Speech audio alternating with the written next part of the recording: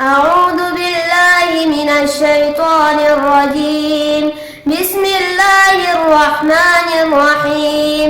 يستفتونك قل الله يفتيكم في الكلالة إن امرؤ هلك ليس له ولد وله أخت فلها نصف ما ترك وهو يرثها إن لم يكن لها ولد فإن كانت اثنتين فلهما الثلثان مما ترك يبين الله لكم أن تضلوا والله بكل شيء عليم. بسم الله الرحمن الرحيم. يا أيها الذين آمنوا أوفوا بالعقود أحلت لكم بهيمة الأنعام إلا ما يتلى عليكم غير محل الصيد وأنتم حرم إن الله يحكم ما يريد. يا أيها الذين آمنوا لا تحلوا شعائر الله ولا الشهر الحرام ولا الهدي ولا آمين البيت الحرام يبتغون فضلا من ربهم ورضوانا وإذا حللتم فاصطادوا ولا يجرمنكم شنآن قوم أن صدوكم عن المسجد الحرام وتعاونوا على البر والتقوى ولا تعاونوا على الإثم والعدوان واتقوا الله إن الله شديد العقاب. الذين آمنوا إذا قمتم إلى الصلاة فاغسلوا وجوهكم وأيديكم إلى المرافق وامسحوا برؤوسكم وأرجلكم إلى الكعبين وإن كنتم جنبا فاطهروا وإن كنتم مرضى أو على سفر أو جاء أحد منكم من الغائط أو لامستم النساء فلم تجدوا ماء فتيمموا صعيدا طيبا فامسحوا بوجوهكم وأيديكم منه ما يريد الله ليجعل عليكم من حرج ولكن يريد ليطهركم وليتم نعمته عليكم لعلكم تشكرون. واذكروا نعمة الله عليكم وميثاقه الذي واثقكم به إذ قلتم سمعنا وأطعنا واتقوا الله إن الله عليم بذات الصدور. يا أيها الذين آمنوا كونوا قوامين لله شهداء بالقسط ولا يجرمنكم شنآن قوم على ألا تعدلوا اعدلوا هو أقرب للتقوى واتقوا الله إن الله خبير بما تعملون.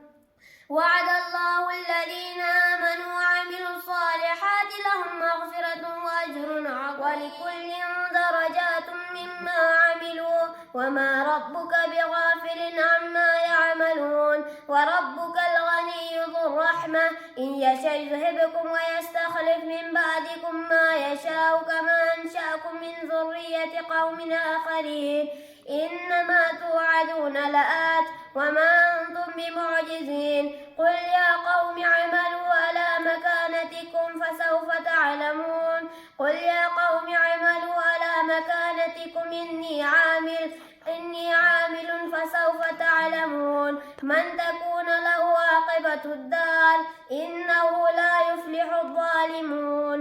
وجعلوا لله مما ذرأ من الحرث والأنعام نصيبا فقالوا هذا لله بزعمهم وهذا لشركائنا فما كان لشركائهم فلا يصل إلى الله وما كان لله فهو يصل إلى شركائهم ساء ما يحكمون.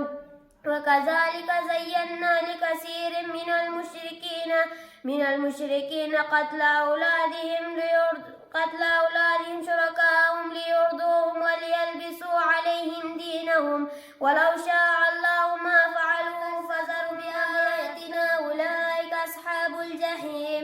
يا أيها الذين آمنوا اذكروا نعمة الله عليكم إذ هم قوم أن يبسطوا إليكم أيديهم فكف أيديهم عنكم واتقوا الله وعلى الله فليتوكل المؤمنون. ولقد أخذ الله ميثاق بني إسرائيل وبعثنا منهم 12 نقيبا وقال الله إني معكم لئن أقمتم الصلاة وآتيتم الزكاة وآمنتم برسلي وعزرتموهم وأقرضتم الله قرضا حسنا لأكفرن عنكم سيئاتكم ولأدخلنكم جنات تجري من تحتها الأنهار فمن كفر بعد ذلك منكم فقد ضل سواء السبيل فبما نقضهم ميثاقهم لعناهم وجعلنا قلوبهم قاسية يحرفون الكلم عن مواضعه ونسوا حظا مما ذكروا به ولا تزال تطلع على خائنة منهم إلا قليلا منهم